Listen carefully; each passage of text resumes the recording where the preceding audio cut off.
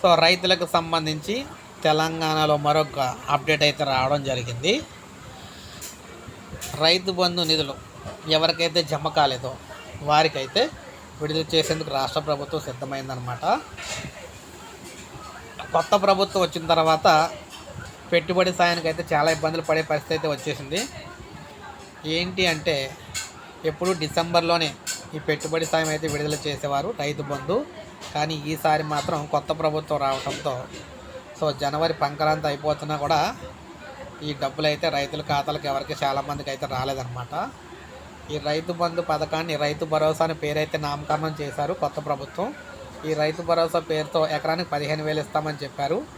కానీ ఇంకా దానికి సంబంధించిన మార్గదర్శకాలు విడుదల చేయలేదని చెప్పేసి ప్రజెంట్ పాత విధానంలో 10,000 ఇవ్వడం జరుగుతుంది. సో ఈ విడతలో 5,000 ఎకరానికి చొప్పున అయితే ఇవ్వడం జరుగుతుంది. అయితే చాలామందికి నిధులు అయితే వారి ఖాతాలకు అయితే రాలేదన్నమాట. ఈ డబ్బుల కోసం వారైతే ఎదురు చూస్తున్నారు.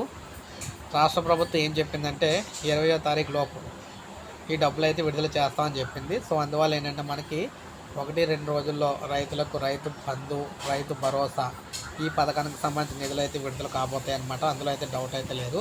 సో అందుకే వీడియో చేయడం అయితే జరిగింది. ఒక లైక్ చేయండి, సబ్స్క్రైబ్ చేసుకోకపోతే మన ఛానల్ సబ్స్క్రైబ్ చేసుకొని ఫాలో